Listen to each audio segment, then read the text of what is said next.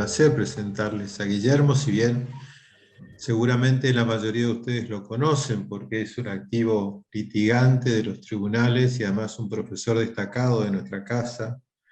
Yo le pedí que me pase unas líneas para su presentación y él solamente me pidió que lo mencione como profesor de Derecho Procesal Penal y de Derecho Penal, parte especial, pero también lo ha sido, creo que no sé si lo sigue siendo de la parte general. Abogado litigante, como ya lo dije, y además es un destacado cultor del derecho penal y del derecho procesal. Realmente para mí es un placer no solamente tenerlo en la cátedra. Cuando yo me hice cargo de esta cátedra, lo primero que hice es comunicarme con Guillermo para, para que pudiéramos comenzar a transitar esa etapa de cambio que significaba iniciar todo para mí, ¿no? Toda una carrera en la materia, específicamente del derecho procesal penal. Saben ustedes que yo vengo del derecho penal sustantivo, pero como siempre lo hablamos con Guillermo y con todos los profesores, el derecho penal es una unidad, no se puede estudiar el derecho penal sin el derecho procesal y a la inversa. Por lo tanto, esa es una de las cuestiones particularmente que destaco de Guillermo, su dedicación al estudio de la materia y su siempre disponibilidad para compartir sus conocimientos. Así que para mí es un gusto, es un placer presentarles al doctor Guillermo Rojas Bucelato, que hoy va a tener a su cargo un tema que es sumamente interesante, y esto tiene que ver con cómo juega el tiempo en el proceso penal y particularmente en el nuevo Código Procesal Penal de Corrientes. Me hacen una pregunta acá en el chat si es la última clase. No, no es la última clase, es la anteúltima clase, la penúltima clase. La última clase está dedicada a la actividad de la defensa en el nuevo Código Procesal Penal y va a estar a cargo de los doctores Ricardo Leiva y Walter González Acevedo. Así que, sin más, y con esa presentación, los dejo en manos del doctor Rojas Bucelato. Guillermo, tenés la palabra. Desde ya, muchísimas gracias, Luis, por las palabras que has tenido conmigo.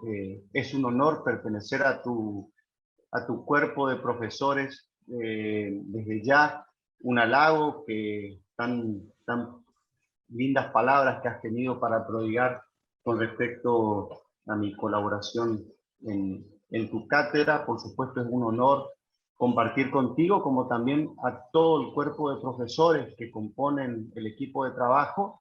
Inclusive aprovecho también para saludarlo, que lo veo acá, el doctor Juan José Zárate, que conformó un equipo con nosotros durante muchísimos años y que es un honor también que esté participando. Desde ya agradecerles a todos los que se han conectado por su participación, y voy a tratar de explicar lo más breve posible un tema sumamente complejo, pero que además me apasiona, y que por ahí voy a tratar de que el exceso de vehemencia o de entusiasmo no me lleve a dejar la tarea inconclusa, porque es lógicamente un tema sumamente rico, sumamente actual, y vamos a ver principalmente cómo juega este principio en razón de las nuevas normas que implementa nuestro Código Procesal Penal. Para empezar, lógicamente, unas líneas generales con respecto al espíritu que ha guiado la reforma. Lógicamente, estamos ante un sistema acusatorio, y este sistema acusatorio es producto, lógicamente, de la evolución de nuestra ciencia, y principalmente ha tenido una incidencia fundamental los tratados internacionales de derechos humanos, como también otros documentos internacionales, y lógicamente toda la línea jurisprudencial que se ha venido gestando desde no solamente de la Corte Interamericana, sino también de la Corte Europea, como así también los distintos instructivos que se van mandando a través de los comités, como también la línea jurisprudencial que se ha trazado en este punto principalmente por nuestra Corte Nacional. En consecuencia, lógicamente, el desafío que nosotros ponemos es ver si nuestro Código Procesal Penal está o no adaptado a los estándares internacionales que nos van mandando con respecto a las distintas garantías constitucionales que se encuentran en juego, Y acá nos encontramos con una garantía fundamental que está íntimamente vinculada con dos cuestiones. La primera, con el debido proceso. Todos sabemos que un proceso lento no es un debido proceso, conforme lo manda la Constitución y los documentos internacionales. Y entonces nosotros tenemos que tratar de buscar la manera de cómo analizar y buscar que la aplicación de este nuevo código se adapte a esos estándares, a esos lineamientos que nos va mandando la doctrina pretoriana, tanto internacional como nacional. Entonces nosotros, este nuevo código nos implementa, nos da a nosotros un nuevo desafío, es decir, empezar a ver el delito como un conflicto, seguramente es intersubjetivo, pero con una trascendencia social, y dejar de ver simplemente al delito con un carácter infraccional, donde la única respuesta a la comisión de un delito viene a ser la aplicación de una pena ciega, a veces inútil y sin ninguna necesidad. Este nuevo código, digamos, trata de implementar la oralidad, las audiencias van a suplantar el expediente y la discusión oral se suplanta por la fría letra del expediente. Y entonces esto nos traza un nuevo desafío de tratar de aplicar y ayornar nuestra manera de pensar el derecho procesal penal y penal en general respecto a los nuevos paradigmas que nos van marcando el cambio de modelo.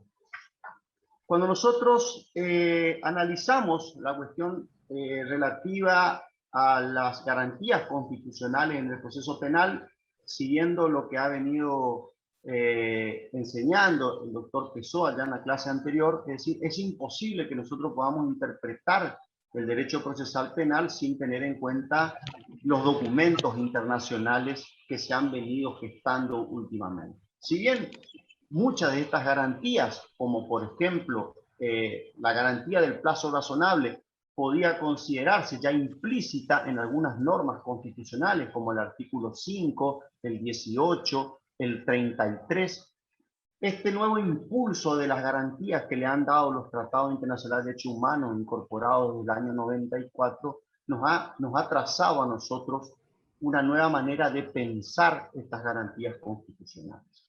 Y eso, lógicamente, sin soslayar los documentos internacionales y principalmente la doctrina que se traza desde la aplicación de esos documentos internacionales, tanto en la Corte Europea de Derechos Humanos, que aplica la Convención Europea de Derechos Humanos, como también la Corte Americana de Derechos Humanos, con su aplicación básicamente de la Convención Americana de Derechos Humanos. Ello, lógicamente, sin dejar de lado toda la jurisprudencia que se ha venido gestando, que como bien la misma Corte Interamericana lo ha dicho, es de cumplimiento obligatorio para los países signatarios de este tratado, y lógicamente también las reglas soft law, como por ejemplo las reglas de Mallorca, que nos trazan lineamientos de cómo debe ser el proceso. Así entonces nosotros vemos que la cuestión del plazo razonable tiene un impacto multidimensional en el proceso penal, pero generalmente tiene incidencia en dos aspectos fundamentales del proceso. En primer lugar, en la duración del proceso, y en segundo lugar, como inherente a ello, en la duración de la prisión preventiva y en definitiva de todas las medidas de coerción que se dicten durante el proceso. Nosotros hemos visto entonces que lógicamente la sola imputación de un delito que genera la carga del imputado de someterse al proceso ya implica para él someterlo a una carga, lógicamente, que solamente puede estar justificada por la sospecha de la comisión del delito, pero esa sola sospecha no debe ser óbice para que se respeten todas las garantías durante el proceso. Entonces, lo que nosotros tenemos que tener perfectamente en cuenta es que dentro de esas garantías está justamente el derecho que tiene toda persona a un proceso rápido, expedito, sumario, porque lógicamente el solo hecho de transitar el proceso implica una pena en sí misma que lógicamente también puede tener incidencia en la propia afectación del principio de inocencia. Vamos a tratar de dividir la exposición básicamente en dos grandes cuestiones. En primer lugar, vamos a hablar en general de lo que implica, de cómo se ha venido gestando la evolución en el entendimiento de la doctrina del plazo razonable como garantía procesal. Y en segundo lugar, vamos a analizar concretamente nuestro código procesal para saber si se adapta o no a los estándares internacionales que nos están marcando los documentos internacionales, como también la propia Constitución Nacional. Esta cuestión del plazo razonable en el proceso es algo que no es relativamente muy nuevo, pero se vino gestando con mayor fuerza desde la Segunda Guerra Mundial, básicamente con las declaraciones de derechos humanos, donde se ha hablado del derecho que tenía todo sometido al proceso privado de libertad a encontrar una rápida y pronta resolución de su caso. Sin embargo, básicamente y en un principio se entendió que el plazo razonable de duración del proceso implicaba solamente una garantía para aquellas personas privadas de libertad. Después esto se fue ampliando, lógicamente, y esto fue gestando un avance en la jurisprudencia, primero con un gran impacto en el ámbito de la Corte Europea de Derechos Humanos, que podríamos citar principalmente la causa Bemov de 1968, en la cual la Comisión de Estrasburgo plantea las reglas de los 7 criterios para la fijación del plazo razonable de duración del proceso. Esta comisión entendió en su momento que podía hablarse de una duración razonable del proceso cuando en primer lugar existía o había que tener en cuenta la duración misma de la detención, la duración de la prisión preventiva, la duración o la incidencia que ha tenido el imputado en la dilatación, cómo ha actuado la administración de justicia y otras reglas más que en definitiva se puede llegar a hablar como una suerte de gatopardismo, como lo decía Pastor. Se ha cambiado mucho para que nada cambie, puesto que el mismo gobierno que fue afectado por la condena, en este caso particular, terminaba diciendo que esa regla de los 7 criterios no resolvía nada en absoluto, puesto que el problema interpretativo de definir el plazo razonable quedaba aún sin resolver. En un caso posterior, el Tribunal Europeo de Derechos Humanos, en la causa Stockmüller, establece que había que tener ciertas pautas y reconoce la imposibilidad de trazar en un número cierto de días, es decir, en un plazo específico, computado en días o meses o años, lo que debía entenderse por plazo razonable, y creó así la doctrina del no plazo. Posteriormente, se le dio un poco más de seguridad en las causas Foti y otros, en las cuales se establecieron 3 criterios básicos para determinar la razonabilidad de la duración del proceso, y entre ellos implicaba la complejidad del caso, la conducta del interesado, los comportamientos de las autoridades administrativas y judiciales encargadas de la conducción del proceso. Sin embargo, dentro de estas pautas se vuelve a hacer otra gran objeción, es decir, otra vez tener en cuenta al imputado como una causal de la demora, cuando que en realidad, como nosotros hablamos, achacar, digamos, como cargar a la cuenta nuevamente del imputado la demora parece algo absolutamente irracional. Fíjense ustedes que si un sujeto se rehúsa a la cooperación de producir pruebas, utiliza los remedios procesales que están a su disposición o en la ley, o bien justificar la demora por la sobrecarga de trabajo de los tribunales, lógicamente jamás puede ser una excusa para violar la garantía del plazo razonable. De modo tal entonces, que nosotros no podemos de ninguna manera volver a hacer, por utilizar palabras de Werner, cargar a la cuenta del imputado la demora del proceso. Entonces, esa regla, esa pauta básica, lógicamente no debería existir.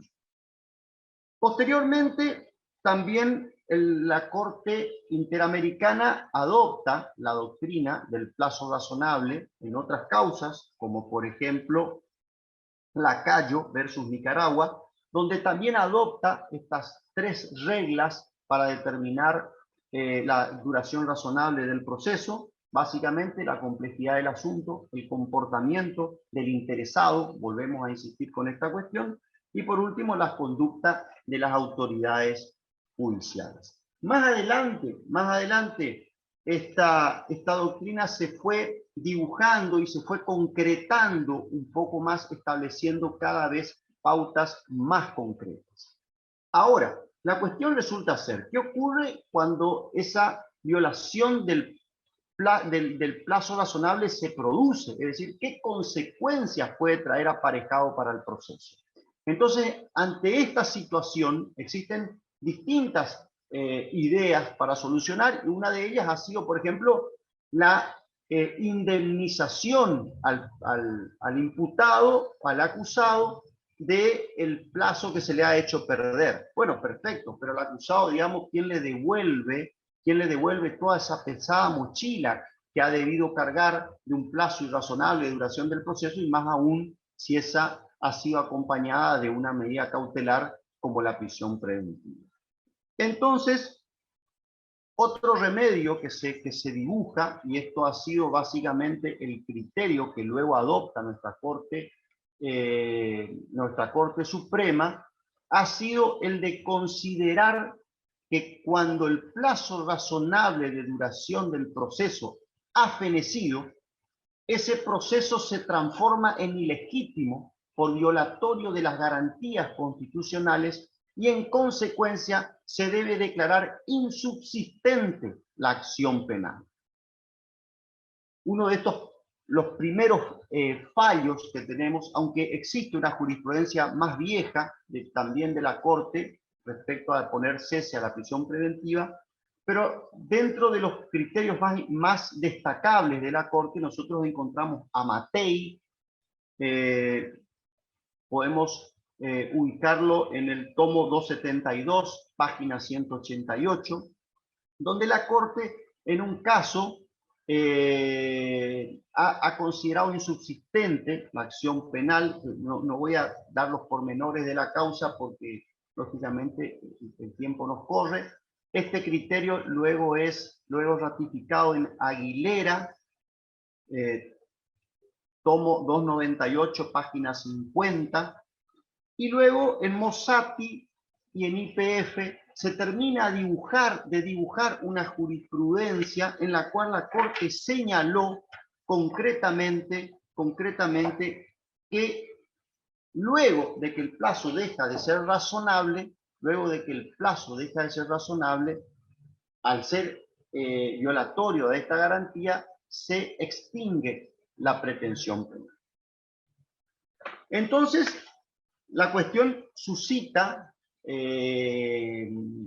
respecto a esta sanción, básicamente encontrarle un justificativo o un fundamento del por qué. Y básicamente nos habla Pastor de dos fundamentos centrales, tanto en lo que hace al fin de la pena, tanto la prevención general como la prevención especial pierden todo valor, pierden todo efecto cuando se produce una dilatación del proceso más allá de lo razonable, puesto que lógicamente la prevención general se ha extinguido y la prevención especial ya por sí misma resulta innecesaria. Entonces, ante esta circunstancia es que nosotros consideramos que el único remedio posible para poner fin a la duración irracional o irrazonable del proceso viene a ser, lógicamente, declarar extinta la pretensión penal. A esto lo ha llamado la Corte en su momento la prescripción de la acción penal, pero en definitiva podríamos encontrar algunas diferencias entre lo que sería prescripción y pretensión. Ambas tienen un significado, una fundamentación similar, pero tienen diferencias sustanciales.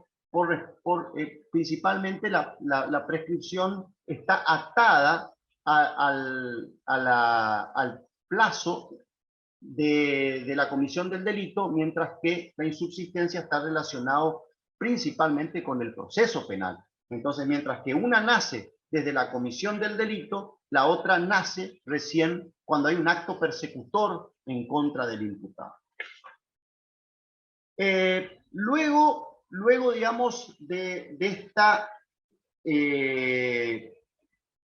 saga de fallos, entonces se hace necesario, lógicamente, que los códigos procesales contemplen esta situación de la duración razonable del proceso, y agrego, de la duración razonable de la prisión preventiva.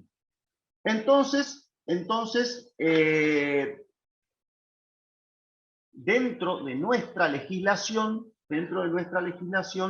hemos tenido algunas, digamos, algunas normas que han tratado de buscar o delinear y darle una salida a esta manda convencional, principalmente el artículo 7.5 de la Convención Americana y con ello la sanción de la ley 24.390, en la cual ha sancionado, por un lado, la ley que se ha denominado del 2x1, en realidad debería haberse llamado 1x2, y por otro lado, la ley, y por otro lado, la regulación de la duración máxima de la prisión preventiva. Ahora, ¿qué ocurre con esto?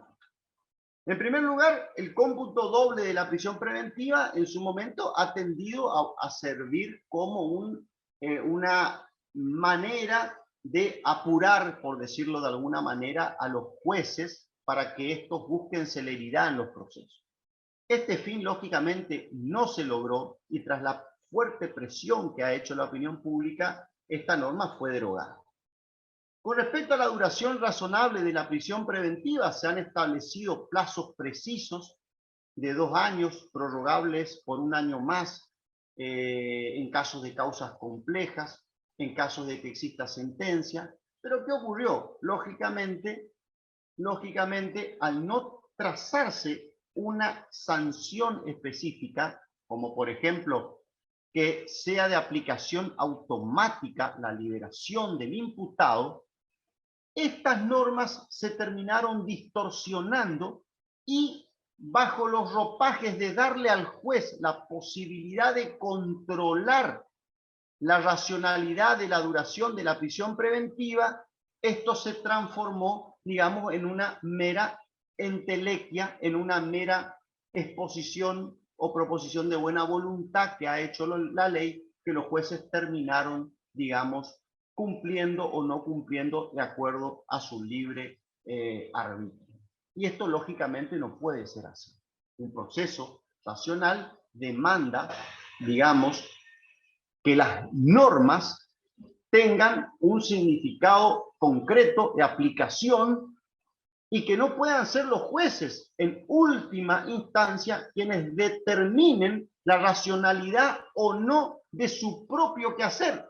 Esto, digamos, es bastante complicado porque, supongamos, si tomamos la regla de los 7 criterios o la regla del no plazo para fijar la duración máxima del proceso, o fijamos las reglas de que las pautas de duración máxima de la prisión preventiva son meramente orientadoras y no son de aplicación automática, les estamos dando al propio sistema el autocontrol de su actividad. Y esto, lógicamente, es como poner al lobo a cuidar a las ovejas. Es decir, muy difícilmente los jueces van a reconocer que ha existido una demora injustificada en la tramitación del proceso o en la tramitación o en la dilación de la prisión preventiva.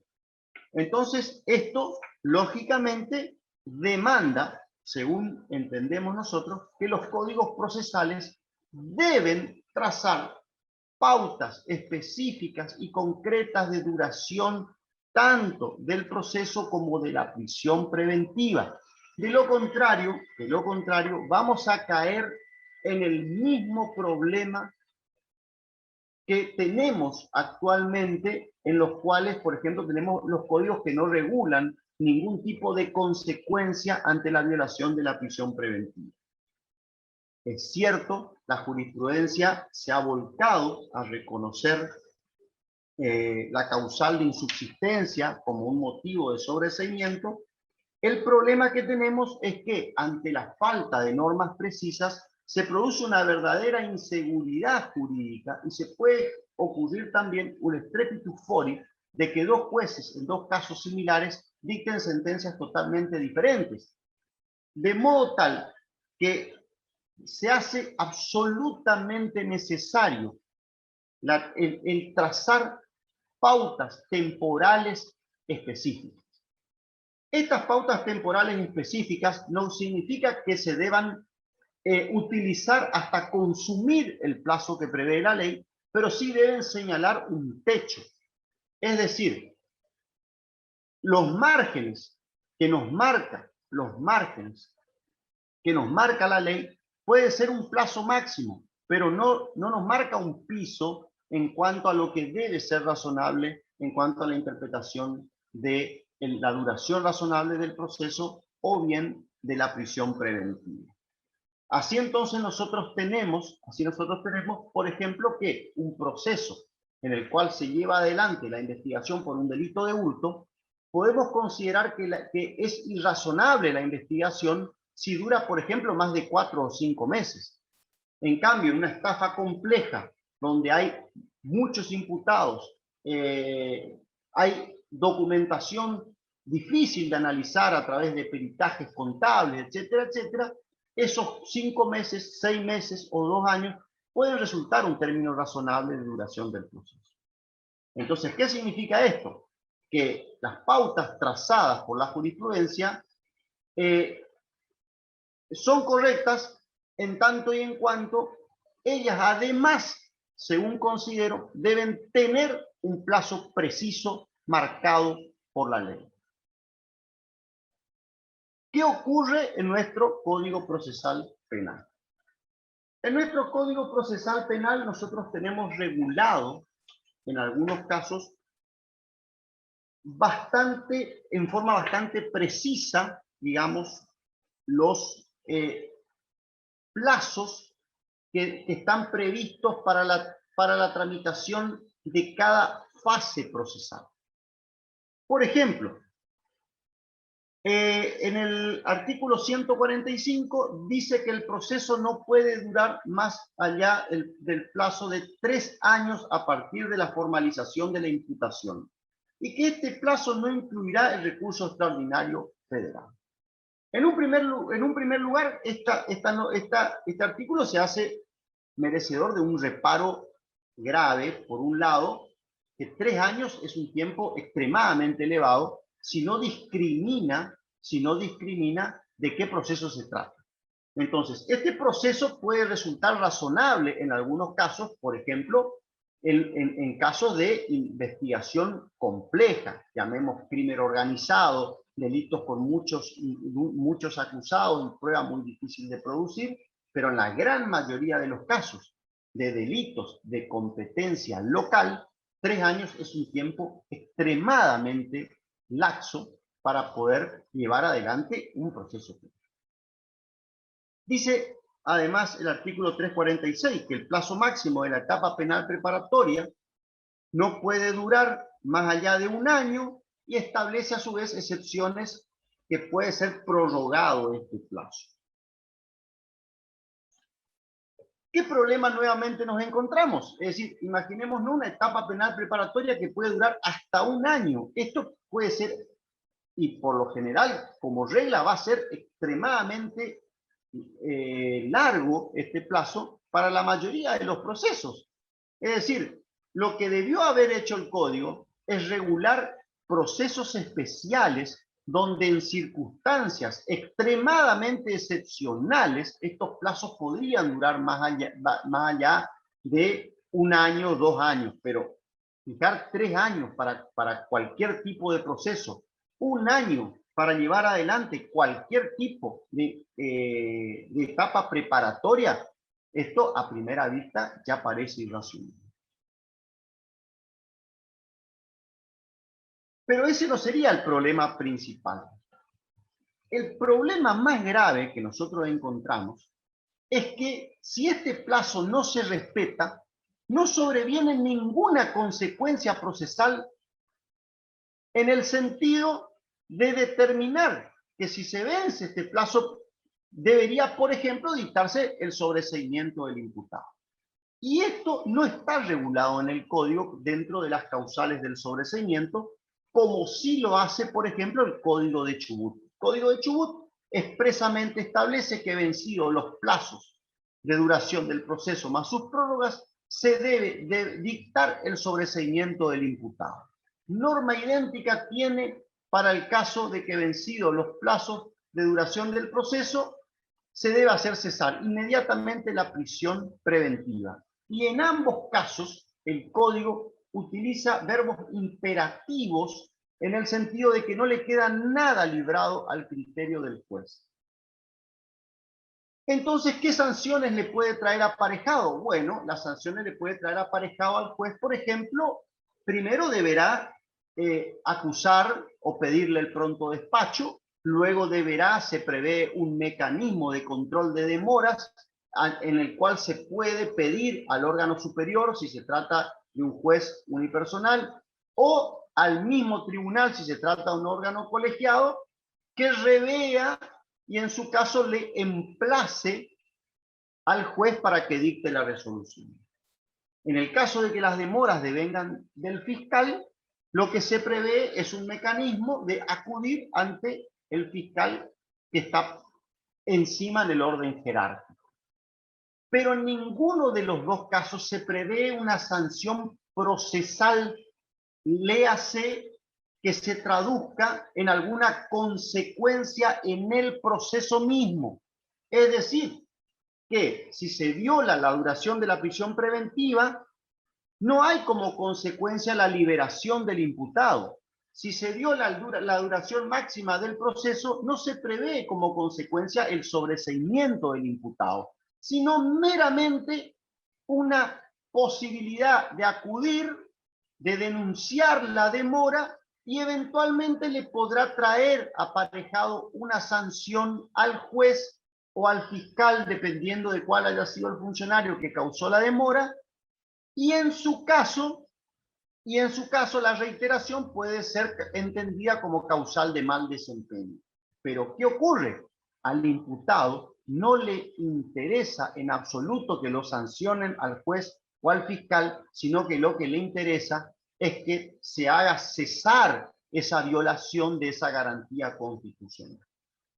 Por otra parte, también el nuevo código prevé otras reglas, como por ejemplo la de perentoriedad. Supuestamente los plazos son perentorios, pero digamos, acto seguido de que estos plazos son perentorios, tampoco se acompañan de una consecuencia específica si esos plazos no se cumplen, tanto en cualquier medida de coerción, como por ejemplo la incomunicación o la detención, o la duración de poner el sumario a disposición del fiscal, o el fiscal cuando tiene que pedirle al juez la audiencia imputativa, o el fiscal cuando tiene que realizar el pedido de la audiencia de formalización de la acusación, etcétera, etcétera, etcétera. Es decir, si bien el código marca en ciertos casos plazos que deben durar cada uno de estas fases, es decir, le pone un plazo a la realización de estos actos procesales, el problema fundamental que nos encontramos es que no existe ninguna consecuencia para el incumplimiento de estos plazos. Y vuelve nuevamente a transformarse los plazos en una espada de Damocles siempre en contra del imputado. Porque si el imputado no cumple un plazo, por ejemplo, no recurre oportunamente, pierde el derecho a hacerlo. Si el imputado no cumple un acto en el plazo señalado, pierde el derecho a hacerlo. Pero ¿qué ocurre con el fiscal? ¿Y qué ocurre con el juez? Es decir, ¿es suficiente con esto que nosotros le impongamos una sanción administrativa al juez o al fiscal? Y seguramente que para el imputado esto no va a ser suficiente. Y el problema de todos es que en el ejercicio de la práctica, este tipo de reglamentación generalmente no se traduce luego en ningún tipo de consecuencia tampoco administrativa. Esta es la experiencia que hemos colectado, por ejemplo, en el Chaco, donde existe gravísimas demoras en la tramitación de la etapa penal preparatoria por parte del Ministerio Público, y tras las sucesivas acusaciones que generalmente se hace pasible, nunca se traducen en ningún tipo de sanción. Es decir, entonces, que ese espíritu corporativista termina justificando siempre la demora en razón del recargo de tareas. Entonces, este recargo de tareas se termina siempre traduciendo en un resentimiento, digamos, de la garantía del plazo razonable en contra del imputado. Entonces, puntualmente encontramos estas cuestiones, pero además hay otras que, por ejemplo, ¿qué proponemos como una salida superadora? Proponemos una salida como una salida superadora, lógicamente que los funcionarios estén a la altura de las circunstancias. Cuando nosotros trazamos un sistema acusatorio, que significa ni más ni menos que un cambio de paradigma, lógicamente los operadores del sistema deben estar a la altura de las circunstancias. En tanto y en cuanto ellos se adapten, digamos, a las normas de celeridad, de estricta restricción a las reglas de la prisión preventiva, lógicamente no nos vamos a encontrar con problemas de esta naturaleza. El problema que nosotros tenemos es que, lógicamente, cuando la ley pone límites precisos, la posibilidad de la violación de estas garantías se reduce al mínimo.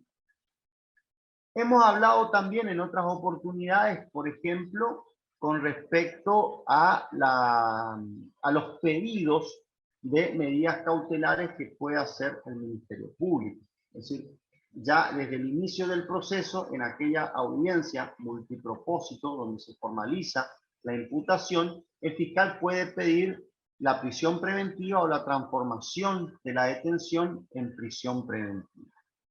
Pues bien, el problema que nosotros tenemos, por ejemplo, nuevamente, es que el Código Procesal Penal de Corrientes, a diferencia del Código Procesal Penal de la Nación, no establece ningún límite preciso para que el fiscal indique cuál es el tiempo que necesita para la prisión preventiva.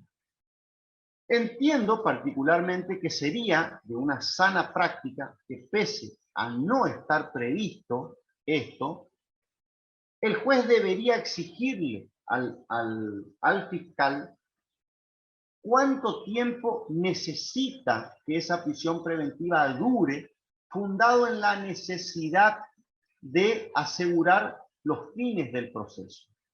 Inclusive, más aún, entiendo particularmente que el juez de garantías, ya requerirle al fiscal que señale, cuando más no sea someramente, cuánto necesita para llevar adelante la investigación penal preparatoria.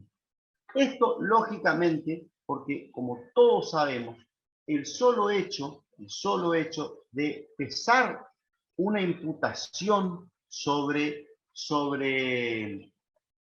una persona lleva una pesada carga que implica ya una pena en sí mismo. Todos sabemos las consecuencias que trae aparejado el ser imputado y tener que transitar por un proceso. Desde las incomodidades, las afecciones morales, los problemas familiares, los problemas sociales, Y lógicamente, ni qué hablar cuando esto se traduce, además, con agregarle la afectación de la libertad. Entonces, lógicamente, como todos sabemos, un proceso lento resiente la garantía del debido proceso. Justicia lenta no es justicia y en consecuencia, lógicamente, entiendo particularmente que, que estas garantías tienen que estar específicamente reguladas a través de plazos de carácter perentorios y preverse consecuencias para el incumplimiento de ese tipo de plazos procesales. Esto lógicamente no es óbice, la inexistencia de esos plazos para que se pueda hacer una sana práctica y que lógicamente receptando toda esa doctrina jurisprudencial que se ha señalado con respecto a pautas concretas de qué debe entenderse por un plazo razonable, los jueces no la puedan aplicar a los casos concretos. Obviamente conocemos de jueces probos que lógicamente respetan a ultranza las garantías constitucionales, velan por las garantías constitucionales sin necesidad de que la ley la amenace con una sanción determinada. El problema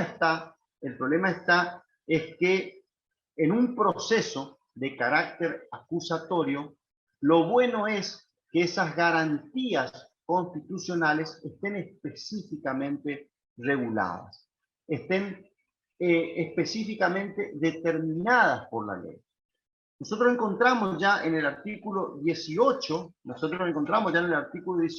del Código la regulación de esta garantía constitucional, pero vuelvo a insistir, no tenemos nuevamente pautas precisas de qué debe entenderse por un plazo razonable. Entonces, lógicamente, cuando el plazo razonable deja de ser tal, es decir, se dura más allá de lo estrictamente necesario para llevar adelante el proceso, este tramo que excede lo razonable se transforma en una duración ilegítima del proceso. Es decir, se pierde la legitimidad de perseguir penalmente. Y esta pérdida de legitimidad, lógicamente, debe traducirse en el dictado de un sobreseimiento, en el caso de que estemos hablando de duración razonable del proceso, o de una liberación inmediata, en el caso de que estemos haciendo referencia a la duración razonable de la prisión preventiva. Bueno, en principio la idea de hoy era hacer una breve exposición de esta cuestión y abrir el debate, digamos, al diálogo de los oyentes, someternos básicamente a la consulta de ustedes. Es bastante complicado, digamos, hacer una síntesis tan prieta respecto de esta garantía, pero en líneas generales, básicamente hemos expuesto de qué se trata y también hemos expuesto una propuesta, digamos, para tratar de congeniar esta falta de regulación específica en el nuevo Código Procesal Penal. ¿Estamos? Bien, muchas gracias, Guillermo. Si les parece entonces a los asistentes del curso, a los alumnos, comenzar una ronda de preguntas en relación a la excelente exposición que ha hecho el doctor Guillermo Rojas Bocelato sobre un tema tan delicado como es nada menos que el tiempo en el proceso penal. Si hay preguntas, entonces podemos comenzar la ronda de preguntas.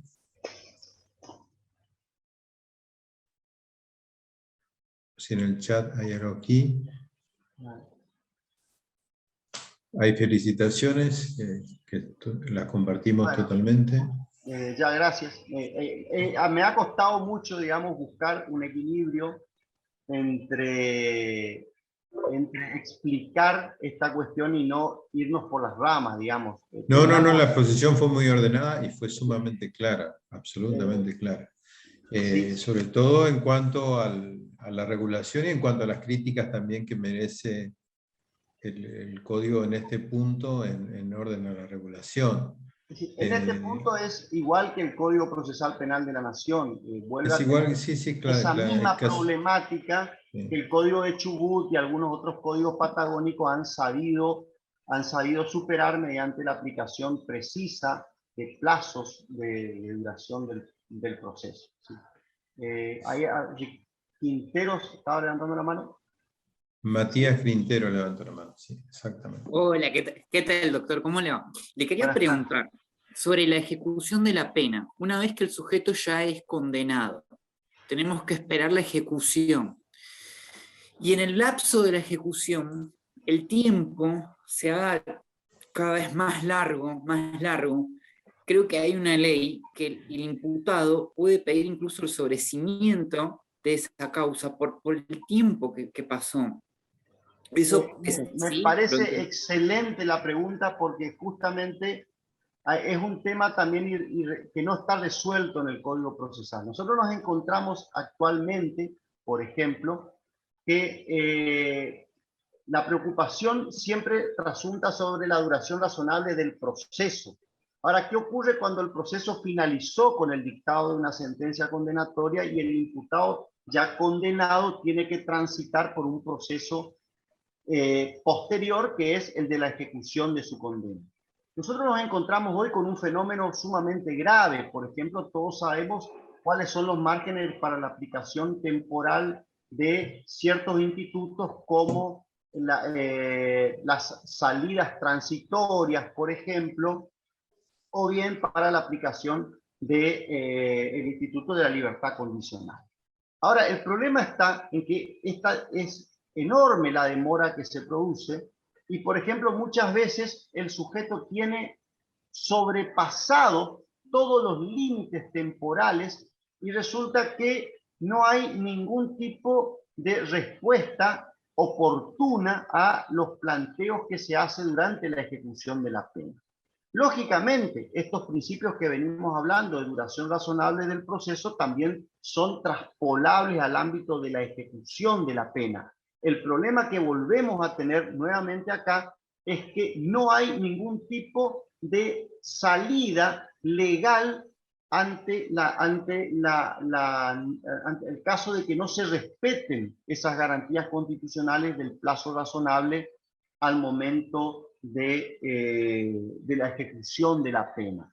Particularmente, propongo, digamos, que habría que haber una solución similar a aquella que se ha propuesto para resolver la situación de la duración irrazonable del proceso. Así como la duración razonable irracional del proceso hace el dictado del sobreseimiento, acá tendría que también aplicarse alguna medida para ordenarse la libertad de ese condenado que tiene una situación en la que no se le resuelve su situación procesal. Nosotros hemos planteado una serie de casos, por ejemplo, y el sujeto por ejemplo, liberado de una libertad condicional 6 meses después de que ya ha tenido todos los requisitos para lograr su libertad condicional. Entonces, particularmente creo que la deuda de los códigos procesales seguramente está en poner el acento en darle una salida a los condenados.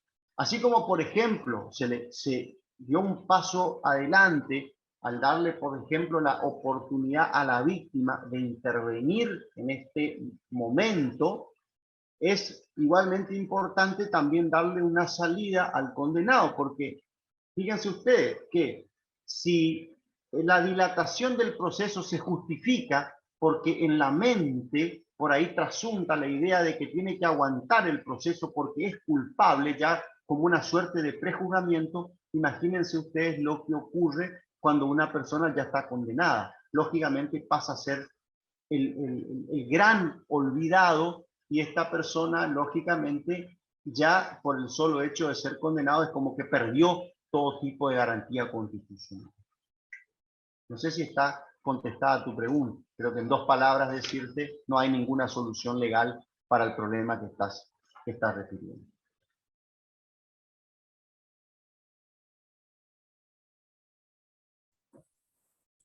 Está silenciado. Matías, sí, tenés silencio. Rodolfo, ¿querés hablar? No, que le decía que está muy clara la respuesta, que la entendí, pero en una de las clases anteriores hablamos que en casación y que en la Corte Internacional Americana se podían volver a revisar incluso los hechos, pero no... A ver, yo puedo ir a la tercera Corte Interamericana, porque no se ejecutó la condena. Pero No, momento. Uno puede ir a la Corte Interamericana y agotar los recursos en tanto y en cuanto la sentencia no esté firme. Es decir, una vez que la sentencia está firme y la condena se tiene que ejecutar, usted no tiene la posibilidad de volver a pedir la revisión de una sentencia ya pasada en autoridad de cosa juzgada. Claro, porque si en ese caso se volvería a jugar el delito 2 veces, y eso no se puede, así que... Claro, no, exactamente. Bueno, eso no, una vez que la sentencia quedó firme, ya lo único que queda es la ejecución si es condenatoria, no queda otro camino. O sea que no tengo nada, ninguna como defensa, ¿no?, de la víctima, no tengo nada que hacer. O sea, como defensa de la víctima, no. Lo que pasa es que usted, si es defensor de la víctima, o usted interviene en la etapa de ejecución, usted tiene recursos particulares en el momento de la ejecución. Usted lo que no puede recurrir es la sentencia ya quedó firme. Pero si, por ejemplo, usted es abogado de la víctima, usted va a poder recurrir una medida o algún, entre comillas, beneficio que se le dé al imputado. Es decir, si al imputado se le concede una libertad transitoria, una libertad asistida, una libertad condicional, etcétera, etcétera, usted tiene los canales recursivos en ese momento contra la resolución que toma el juez encargado de la ejecución. ¿Se entiende? Perfecto. Lo que usted no puede volver a hacer es discutir la sentencia que lo condenó o lo absolvió porque a usted, por ejemplo, lo agravió en la cantidad de tiempo o modalidad de condena que se le aplicó, por ejemplo. Eso usted no puede modificar. Pero sí puede modificar, sí puede recurrir todas las resoluciones que se dicten en la etapa de la ejecución de la condena. Sí, gracias. Rodolfo, Cocha, ¿querías hablar? ¿Qué tal, profesor? ¿Cómo le va? Bien, bien. Bien. Una preguntita por el justo, que parece que siempre me pasa lo mismo que me llega gente cuando quiero escuchar algo atentamente. Con respecto a estos plazos razonables que estuvo hablando, Sí. me dijo que, si no escuché mal, este nuevo código no prevé los tiempos, digamos, así como existían supuestamente con un plazo razonable para la instrucción y todas esas cosas. ¿Este nuevo código no prevé esa situación? No. El código prevé, y lo hemos explicado, tiene reglas específicas, por ejemplo, en el artículo 145, 146, 147, tiene reglas específicas. Lo que no prevé es una sanción si no se cumple con esos plazos. O sea, eso nosotros hemos explicado que eso tiene 2 reparos. Primero, por ejemplo, según el artículo 145, el plazo puede llegar a durar 3 años. Un proceso puede durar 3 años. Según el 146, una etapa penal preparatoria puede durar 1 año. Eso, en primer lugar, es un tiempo larguísimo en la vida de una persona. Eso es un tiempo extremadamente largo durante un proceso que supuestamente se precia de ser sumamente rápido, expedito y sumario. Y el problema más grave aún es que si no se cumple con ese plazo, no pasa nada. Es decir, el legislador no le dice a los 3 años y 1 día el imputado va a estar sobreseído. ¿Se entiende? Entonces, si a los 3 años el proceso puede seguir adelante a los 4, a los 5, a los 6, como ocurre en la práctica, Totalmente. entonces nosotros vamos a seguir, digamos, manteniendo las malas prácticas que nosotros estamos teniendo actualmente en procesos que duran tiempos absolutamente irracionales. Entonces, vuelvo a repetir, la doctrina del no plazo, digamos, que es creada, por llamarlo de alguna manera, por la Corte Interamericana, por la Corte Europea, luego pasa a la Corte Interamericana y luego es tomada por la Corte local en Matei, en Aguirre, en IPF, etcétera, etcétera, nos trazan ciertas pautas precisas, pero lo lógico sería que nosotros tengamos un límite legal en el código. ¿Por qué decimos esto? Porque cuando nosotros hablamos de un nuevo modelo de enjuiciamiento, el código, nosotros tomamos un modelo de procedimiento acusatorio donde la regla básica es el respeto de las garantías constitucionales.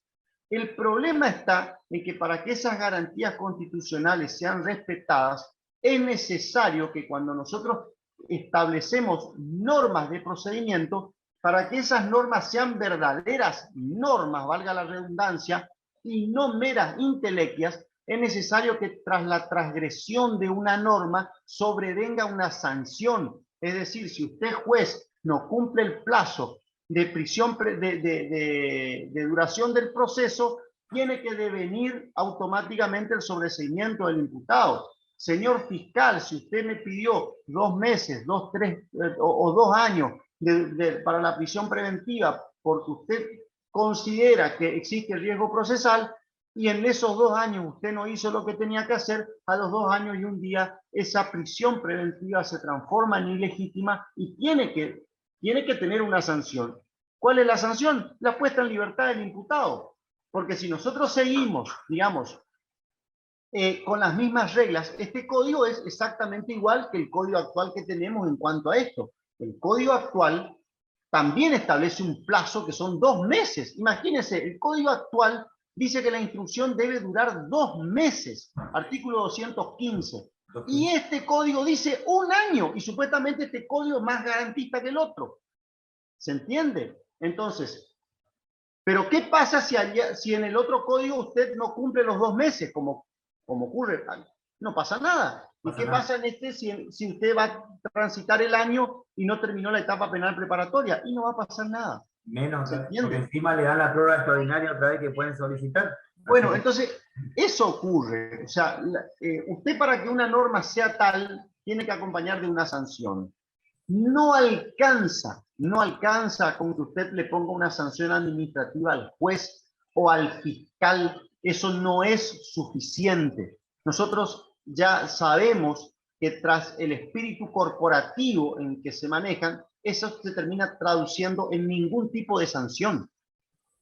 ¿Quién de nosotros conocemos, digamos, que se haya alguna vez aplicado una sanción a un juez o un fiscal por no cumplir con algún plazo? Nosotros podemos analizar, fíjense, dentro de las estadísticas del Superior Tribunal de Justicia, cuántas denuncias de retardo hay y cuántas sanciones administrativas por ese retardo hay al juez. ¿Saben cómo terminan resolviéndose todas las situaciones? Terminan diciendo que por el recargo de tarea todo está justificado en cuanto a la demora judicial. Y esto es lo que puede llegar a ocurrir acá. Digamos, fíjense, dentro de las 3 reglas que se ponían, una de ellas era cómo había actuado la Administración de Justicia. Entonces, con esa cuestión, vamos a terminar diciendo que está recargado de tarea el fiscal, que está recargado de tarea el juez, y entonces vamos a seguir permitiendo la dilatación del proceso, la dilatación de la prisión preventiva.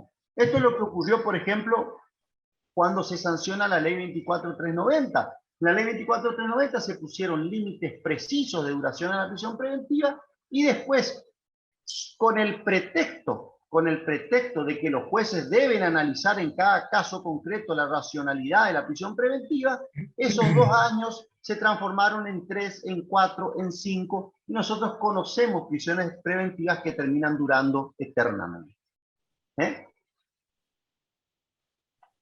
Les podría poner casos, pero no quiero, digamos, dar causas propias, digamos, pero tengo hace poco ha terminado un proceso, se ha dictado una sentencia, digamos, que ha sido de público conocimiento acá en Corrientes, y llevan los imputados 5 años en prisión preventiva.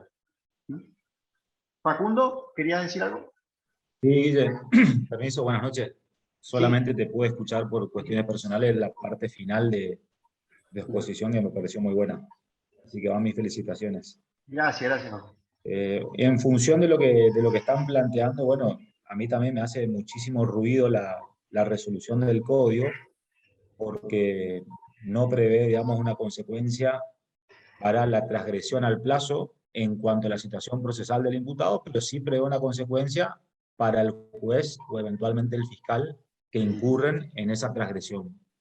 Eso, digamos, de pique es una conducta al menos dúplice o contradictoria, y podría darse incluso el supuesto de que un juez, al incurrir en falta grave y en la causal de mal desempeño, eventualmente sea destituido, porque esa es la consecuencia que prevé el código, pero de todos modos el proceso sobrevivir.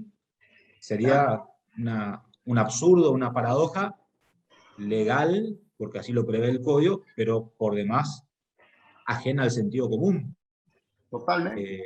A ver, esto me hace acordar al caso Montenegro de la Corte Suprema, en donde Montenegro, que había confesado un delito a partir de apremios ilegales. Entonces, ¿qué hizo el juez de primera instancia? Ordenó que se le instruya una causa penal a los policías que habían cometido los apremios, pero de todos modos se valió de la confesión del imputado bajo apremio. Y la Corte dijo, no, el delito no puede rendir frutos. Juez, usted no puede valerse de esa prueba, o sea, tiene que instruir una causa penal respecto de los policías que cometieron apremios ilegales, y a la vez tiene que sobreseer a esta persona cuya única prueba o fundamento es una confesión en transgresión a garantías constitucionales. Esto es un absurdo.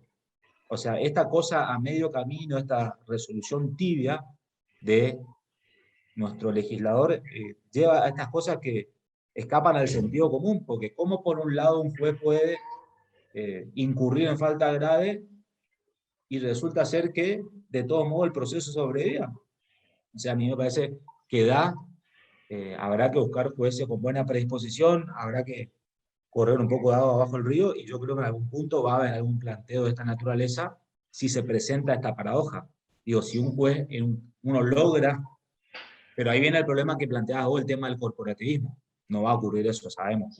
Pero científicamente, a nivel laboratorio, si se quiere, se puede dar esta paradoja. Absurda. El problema es que cuando nosotros por ahí, me acuerdo, uno de mis maestros me decía, digamos, hoy fallecido, el doctor Veraja decía, cuando se prevé un código inquisitivo para que se aplique por jueces inquisitivos, el mismo legislador nos da el antídoto ante el veneno que puede ocurrir. Entonces nos daba la excarcelación, nos daba la exhibición de prisión, el cese de prisión preventiva, nos daba un montón de recaudos que nosotros podíamos valernos de eso para poner el grito en el cielo ante la lesión de una garantía constitucional.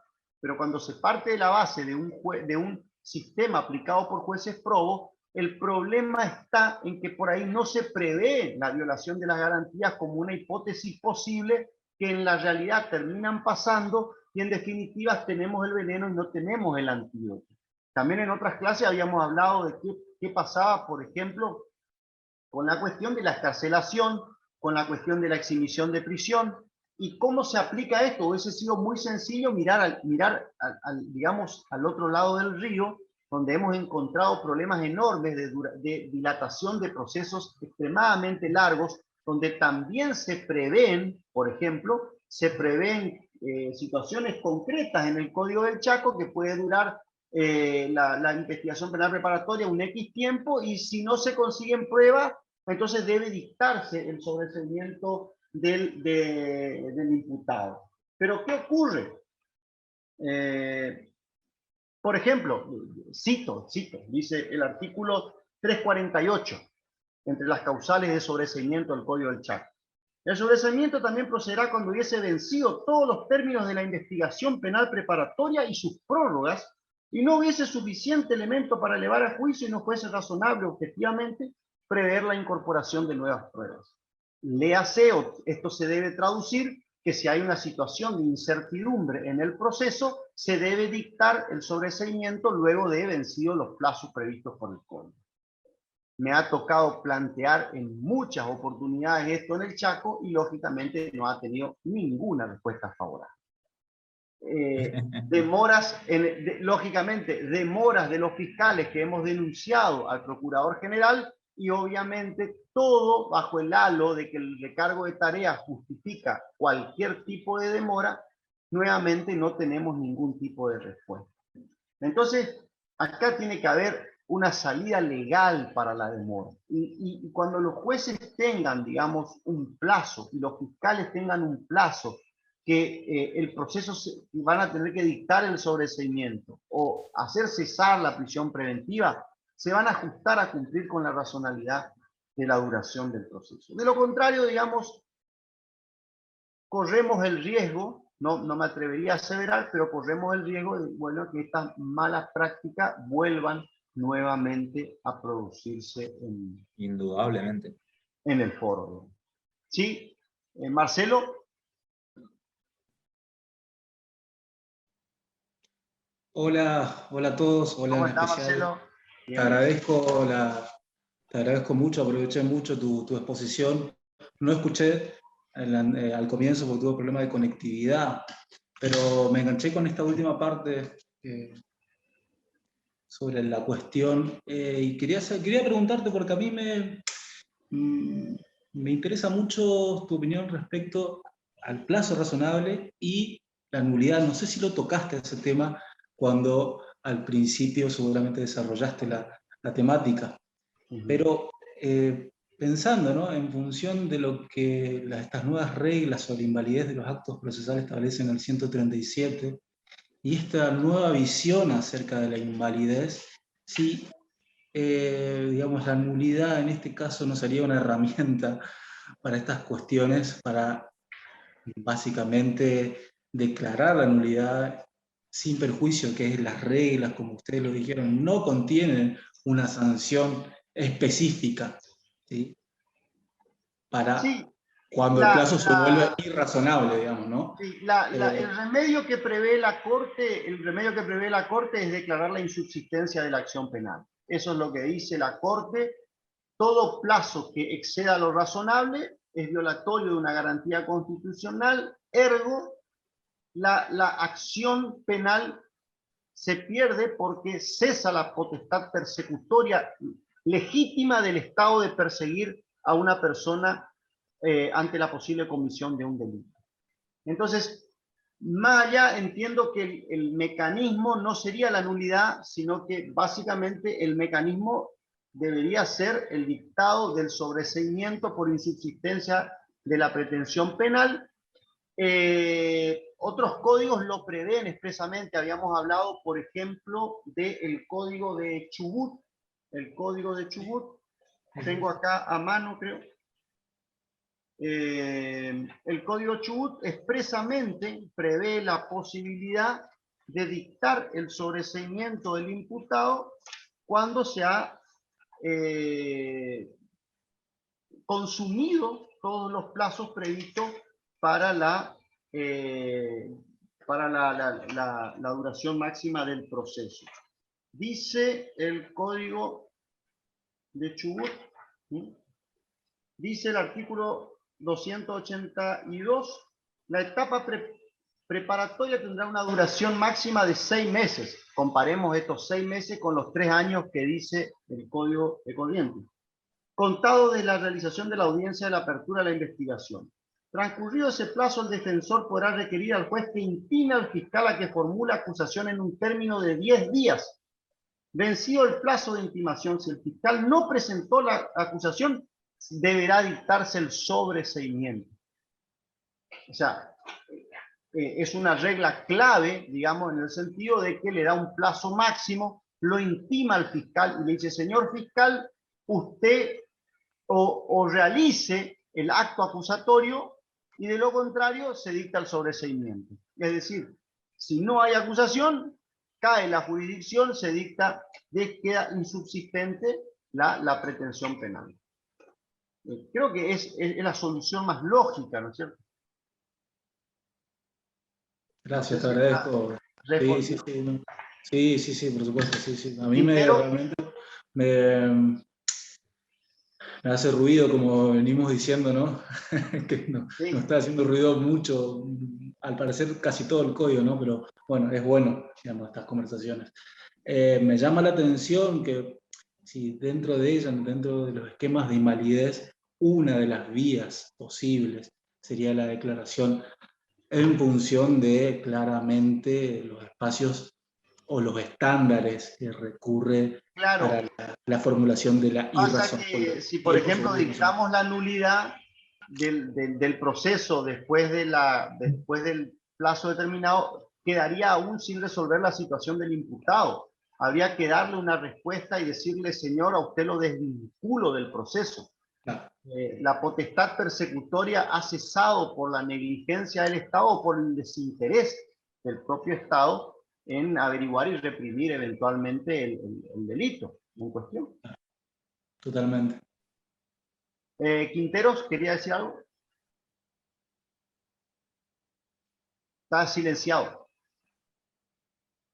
Está silenciado, Quintero. Gracias, doctor. Le quería comentar a modo de opinión, sí, porque yo hice un estudio y publiqué un libro que se llama La voz del hombre inocente. En mi estudio lo que determiné que el Poder Judicial lo que tiene es una gran cantidad de denuncias falsas. De 100 denuncias, el 80% de las denuncias son de carácter falso, a lo que conlleva efectos negativos, porque el Poder Judicial no puede poner la debida atención a tantos casos, pero tantos, cuando tantos denuncian, y la cantidad de denuncias a veces son todas falsas, con fines extorsivos, a lo que abarrota el sistema judicial y no puede dar respuestas a la otra parte de la población que denuncia verdaderamente. A mí, ¿no? Yo opino que también necesitaríamos reformar el quien incurre en el delito de falsa denuncia. Porque el problema de la falsa denuncia es que hay que probar que la persona que denuncia sabía que denunciaba falsamente. Porque si denunciaba creyendo, bueno, es otra cosa. No hay tipificación. Pero me parece a mí que deberíamos también poner una reforma sobre esto. No sé si usted piensa igual o por ahí es otro el problema. Yo lo veo desde este lado y me animé a publicar este libro con esas ideas. Sí, en la cuestión de la... ¿Querés contestarle, Facu? No, después nomás vos, primero Guille, primero vos. No, la cuestión de las denuncias falsas, lógicamente es un fenómeno que no tiene nada que ver, digamos, con la cuestión del plazo razonable, incide en que disminuye los recursos y hace perder la atención de las causas reales, digamos, de la administración de justicia. Esto, lógicamente, me reduzco en una frase: denunciar falsamente sale gratis en Argentina. Entonces, ese es un gran problema que no lo resolvemos. Digamos, cualquier persona puede ir a denunciar falsamente y a mancillar, digamos, el honor, a traerle como consecuencia que una persona quede atada al proceso con todas las consabidas implicancias que ello trae aparejado, como habíamos acabado de ver. Es decir, el sujeto a un grave perjuicio moral, perjuicio familiar, perjuicio económico, perjuicio social, además de la mortificación por tener que estar atado a un proceso con todo lo que ello implica. Y digamos, esa persona que denuncia falsamente no le trae ninguna consecuencia, digamos. Es muy difícil demostrar que una persona ha denunciado falsamente un delito. Pero bueno, ¿le quería decir algo, Facu? No, sí, primero, más allá de que creo que escapa un poco el tema, pero sí es cierto lo que plantea. Yo no sé si tan alta es la cifra, pero indudablemente que hay un porcentaje muy importante de denuncias falsas, y a la vez eso, cuando no se persigue penalmente, más allá de la construcción y de lo difícil que puede ser probar el tipo penal, de acuerdo a lo que decís, el problema está en que incluso cuando la justicia detecta que obró maliciosamente el denunciante, de todos modos no hace nada por la vorágine propia del sistema judicial de atender las cuestiones más urgentes. Y cuando en realidad si se diera una respuesta razonable e idónea a una denuncia falsa, decir, o haces una denuncia falsa, se prueba que existe una denuncia falsa, vas a tener las consecuencias penales de esto, estoy seguro de que va a bajar el índice, porque muchas veces son los abogados mismos que conocen cuál es la realidad o la coyuntura del sistema penal, dicen, no, denunciar, total, no pasa nada. Yo no Bueno, conozco un caso en la lo- historia judicial argentina, seguramente debe haber, y es más propia mi ignorancia, pero es muy bajo, de las personas que fueron procesadas o sometidas a proceso por una falsa denuncia.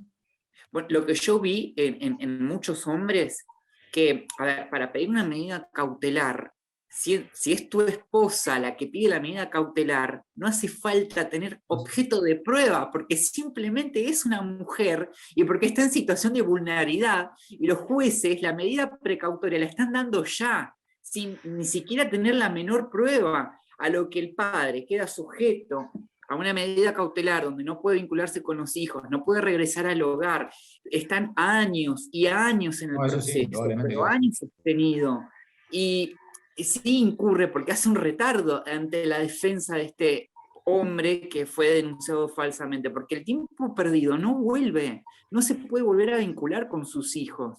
La única persona que se animó es el doctor Cárdenas, de la Universidad de la UBA, que se animó a decir que el proceso, los jueces indemnicen a estos padres que están años esperando volver a vincularse con sus hijos. Está buenísimo que el juez dicte medidas, a ver, pero también que se fijen las pruebas. No puede ser que la mujer, por condición de mujer, se le dicte medidas cautelares de forma indiscriminada y rápidamente repartiéndolas como cartas, y un hombre tenga que pasar por un proceso de prueba, demostrar los golpes, demostrar para que recién ahí podamos darle una medida cautelar, como pasó con el caso Alejo Toño. Alejo Toño fue a denunciar varias veces, nunca le tomaron la denuncia. Cuando toman la denuncia, ya Alejo Toño estaba asesinado. La ex mujer le clavó una puñalada en el corazón. Y me parece que, a ver, estas cuestiones de tiempo, por eso sí lo uno con esto, porque no podemos retardar y tener a un inocente años y años hasta que el hijo crece y ya el tiempo perdido de relación de padre-hijo lo perdió, o lo exponemos, la última, no le damos medidas cautelares a los hombres, directamente lo dejamos que resumo, mueran. digamos, en una cuestión de esta naturaleza. Por ejemplo, en Argentina por ahí somos así, nos vamos del blanco al negro sin ningún tono de gris en el medio. Digamos, hace unos años nosotros veíamos un fenómeno que llegaba a una mujer golpeada a la comisaría y se le reían en la cara, le hacían pasar, digamos, todo tipo de situaciones vejatorias. Y resulta que ahora parece que en ciertos casos, no digo en todos, en algunos, puede ocurrir lo contrario, digamos, que que por el simple hecho de denunciar se despachan medidas cautelares sin tomar demasiados recaudos, y muchas veces el que termina pagando la situación esta terminan siendo los hijos que quedan de rehenes de toda esta situación. Pero digamos, Los creo que esto derechos... es, ya nos estamos yendo un poco del tema que nos convoca justamente hoy, y bueno, me parecería ser que podríamos encauzarlo un poquito más esta cuestión hacia la temática que hemos propuesto conversar hoy, que es justamente el nuevo Código Procesal Penal y el plazo razonable de duración del proceso. ¿Sí? Bueno, Si yo no me quiero terminar de comprometer, pero si les parece, voy a tratar de generarles un material de lo que es la evolución de la jurisprudencia a nivel internacional y a nivel local para los que tengan por ahí interés en abordar el estudio de esta problemática. O sea, la cuestión es que no nos ha dado el tiempo por ahí para analizar los casos concretos en lo que hemos explicado, simplemente lo hemos citado. Hubiese sido más para un seminario poder explicar cada uno de los distintos casos en que la Corte fue dibujando, por llamarlo de alguna manera, esta doctrina del plazo razonable de duración del proceso. Porque ante lo exiguo del plazo, voy a tratar de ponerle a disposición el material. Sí, Ibarrola, ¿quería decir algo? ¿Vio que levantó la mano? ¿No? No, gracias. Bueno. ¿Alguien más? ¿Alguna opinión que quiera decir o alguna pregunta?